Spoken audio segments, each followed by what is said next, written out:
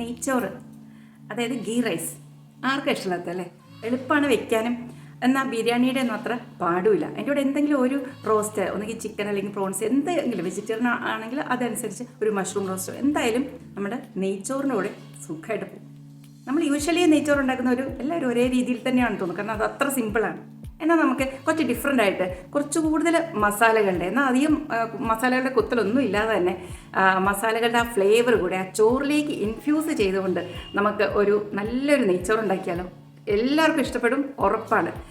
അത് മാത്രമല്ല അതിൻ്റെ കൂടെ സൈഡ് ഡിഷ് ഒന്നും ഇല്ലെങ്കിൽ പോലും ഇത് വെറുതെ കഴിക്കാനും അത്രയ്ക്ക് ടേസ്റ്റാണ്. ഒരു പ്രാവശ്യം നിങ്ങളിത് മസ്റ്റായിട്ട് ട്രൈ ചെയ്ത് നോക്കണം കേട്ടോ. അപ്പോൾ നമുക്കത് എങ്ങനെയാണ് നോക്കിയിട്ട് വരാം. എളുപ്പമാണ്. ഞാനിവിടെ 2 ഗ്ലാസ് ബസ്മതി അരിക്കാണ് ഗീ റൈസ് ഉണ്ടാക്കുന്നത് കേട്ടോ. ഒരു 20 മിനിറ്റ്സ്, ഒരിക്കലും ഹാഫ് ആൻ അവറിൽ കൂടുതൽ കുതിർക്കരുത്. 20 മിനിറ്റ്സ് കുതിർക്കുക. ഞാൻ എപ്പോഴും 20 മിനിറ്റ്സാണ് കുതിർക്കുന്നത്. ഇന്ത്യ ഗേറ്റിൻ്റെ ബസ്മതി റൈസാണ് ഇറക്കിയത്. ഈ ഗ്ലാസ്സിലാണ് ഞാൻ അളന്നെടുത്തിരിക്കുന്നത്, 2 ഗ്ലാസ്. അപ്പോൾ ഇതിപ്പോൾ ഒരു 20 മിനിറ്റ്സ് കുതിർത്തിട്ട് ഞാൻ ഊറ്റി വെച്ചിരിക്കുക.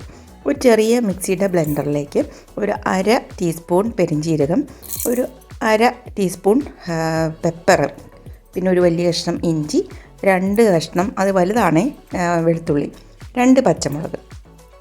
പിന്നെ നമുക്ക് വേണ്ടത് ഒരു പിടി മല്ലിയില.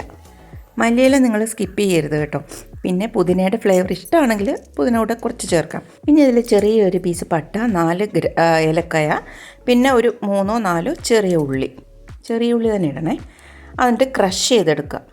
അതായത് ഇതുപോലെ തരിപ്പായിട്ട് ക്രഷ് ചെയ്ത് അരച്ച് കളയല്ലേ. ഇനി നമുക്ക് ഒരു ചൂട് കട്ടിയുള്ളൊരു പാത്രം എടുത്തിട്ട് അതിൽ നെയ്യാണ് എടുക്കുന്നത്. ഞാനിപ്പോൾ ഇവിടെ 2 ടീസ്പൂൺ നെയ്യ് ആഡ് ചെയ്തിട്ടുണ്ട്. നിങ്ങൾക്ക് വേണമെങ്കിൽ പകുതി നെയ്യും പകുതി ഓയിലായിട്ടും ചെയ്യാം. വെളിച്ചെണ്ണ എടുക്കരുത് കേട്ടോ, അതൊരു സുഖമില്ല. ഞാനിപ്പം കുറച്ചുകൂടി ഇട്ടു കേട്ടോ. അതായത് നിറച്ച് 2 ടീസ്പൂൺ.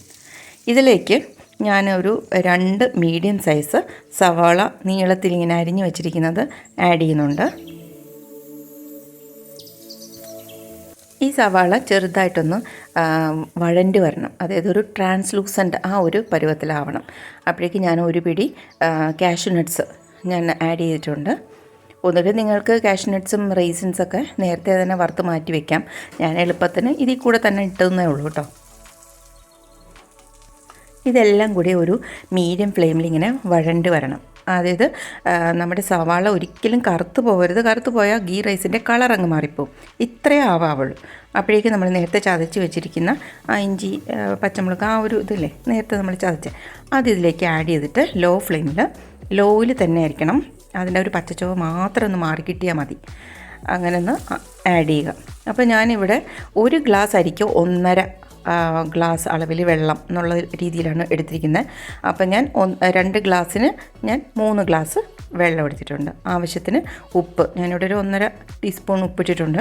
അതിൻ്റെ കൂടെ ഒരു 1/2 ടീസ്പൂൺ അല്ലെങ്കിൽ ഒരു 2-3 നുള്ളെന്ന് നമുക്ക് പറയാം, അത്രയും ഷുഗർ കൂടെ ആഡ് ചെയ്യാം കേട്ടോ. അതൊരു പ്രത്യേക ടേസ്റ്റ് തന്നെയാണ്. ഈ ഷുഗർ നിങ്ങൾ സ്കിപ്പ് ചെയ്യണ്ട, അതിൻ്റേതായ ഒരു ടേസ്റ്റ് ഉണ്ട്. ഇത് കണ്ടോ, നല്ല ആവശ്യത്തിന് കുതിർന്ന് ഇരിക്കുന്ന ആ ഒരു ബസ്മതി അരി നമുക്ക് ഇതിലേക്ക് ആഡ് ചെയ്യാം. ഇത് ഞാൻ എപ്പോഴും യൂസ് ചെയ്യുന്നത് ഇന്ത്യ ഗേറ്റിൻ്റെ സൂപ്പർ എന്ന് പറയുന്ന ഒരു ബ്രാൻഡാണ്. അത്യാവശ്യം നല്ലൊരു ക്വാളിറ്റി റൈസാണത്. അപ്പോൾ അത് നന്നായിട്ട് അങ്ങ് മിക്സ് ചെയ്ത് കൊടുക്കുക. ഇനി നമുക്ക് ഈ ഹൈ ഫ്ലെയിമിൽ വയ്ക്കാം. അപ്പോൾ നന്നായിട്ട് കണ്ടോ, ഇങ്ങനെ തിളച്ച് ഇങ്ങനെ പതഞ്ഞിങ്ങനെ വരും. ഇങ്ങനെ തിളച്ച് ഇങ്ങനെ വരുന്ന അവസരത്തിൽ ഈ പരുവത്തിൽ എത്തുമ്പോഴേക്ക് നമ്മൾ ഇത് ലോ ഫ്ലെയിം ആക്കിയിട്ട് ഇത് അടച്ച് വയ്ക്കണം.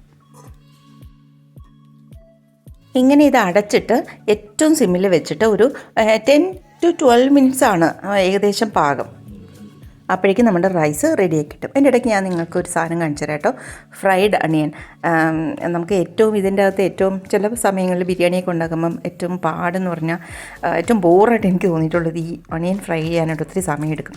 നമുക്കിതുപോലെ ഇങ്ങനെ ഫ്രൈഡ് അണിയൻ വാങ്ങിക്കാൻ കിട്ടും. ഞാൻ ആമസോണിൽ നിന്ന് വാങ്ങിച്ചതാണ്. നല്ലതാട്ടോ, നല്ല ടേസ്റ്റുമാണ്. നമ്മൾ ശരിക്കും നല്ല ക്രിസ്പി ആയിട്ട് ഇരിക്കുകയും ചെയ്യും. അതുപോലെ തന്നെ നമ്മുടെ പണി പകുതി കുറയുകയും ചെയ്യും. ഈ ഒരു ബ്രാൻഡാണ് ഗോൾഡൻ ഫ്രൈഡ് അണിയൻ അതാണ് ഞാൻ വാങ്ങിച്ചിരിക്കുന്നത്. അപ്പോഴേക്ക് ഇവിടെ ഒരു 12 മിനിറ്റ്സ് കഴിഞ്ഞു. കറക്റ്റായിട്ട് വെള്ളമൊക്കെ ഇങ്ങനെ വറ്റി നന്നായിട്ട് വന്നിട്ടുണ്ട്. നമുക്കൊരു ഫോർക്ക് വെച്ചിട്ട് ഇങ്ങനെ പതുക്കെ ഒന്ന് ഇളക്കി നോക്കുമ്പോൾ തന്നെ അറിയാം എന്ത് രസമായിട്ടാണ് ആ ഒരു റൈസ് ഇങ്ങനെ നല്ല ഫ്ലഫി ആയിട്ട് വന്നിട്ടുണ്ട് അല്ലേ. നല്ല സോഫ്റ്റാണ്, കാണുമ്പോൾ തന്നെ അറിയാമല്ലോ. ഒന്നൊന്നിൽ തൊടാതെ നല്ല രസമാണ്. ഈ ഒരു അവസരത്തിൽ വേണമെങ്കിൽ നിങ്ങൾക്ക് ഒരു കുറച്ച് ഒരു സ്പൂൺ നെയ്യ് കൂടെ ഇട്ടിട്ടൊന്ന് ചെയ്ത് കൊടുക്കാം. ഞാൻ ഫ്ലെയിം ഓഫ് ചെയ്ത് വെക്കുക. അപ്പോഴും ഞാൻ അടച്ച് വെച്ചിട്ട് ഫ്ലെയിം ഓഫ് ചെയ്യണം കേട്ടോ. എന്നിട്ട് ഒരു 10 മിനിറ്റ്സ് ഒക്കെ കഴിഞ്ഞിട്ട് അല്ലേ നമ്മൾ എടുക്കുകയുള്ളൂ. ഇന്നിപ്പോൾ ഞാൻ ഈ ഒരു ഗീ റൈസ് സെർവ് ചെയ്യുന്നത് കുറച്ച് കണവ കിട്ടിയായിരുന്നു, അത് ഫ്രൈ ചെയ്തു, അതിൻ്റെ ഒപ്പമാണ്. അപ്പോൾ ഞാൻ കണ്ടോ ഈ ഗീ റൈസിൻ്റെ മുകളിൽ ഞാൻ ആ ഫ്രൈഡ് അണിയൻ ഒന്ന് സ്പ്രെഡ് ചെയ്തിട്ടുണ്ട്. വളരെ ടേസ്റ്റി ആയിട്ടുള്ള ഒരു ഗീ റൈസാണ്. നിങ്ങളിത് മസ്റ്റ് ട്രൈ ആട്ടോ. നമ്മൾ എപ്പോഴും സാധാരണ ചെയ്യുന്നതിനേക്കാളും കുറച്ച് ഡിഫറൻസ് ഇല്ലേ. അപ്പോൾ ഇത് വെറുതെ കഴിക്കാൻ തന്നെ വളരെ ടേസ്റ്റാണ്. അപ്പം ഇതുപോലെ മറ്റൊരു ഇൻട്രസ്റ്റിംഗ് റെസിപ്പി ആയിട്ട് നമുക്ക് വീണ്ടും കാണാം. അതുവരയ്ക്കും ബൈ.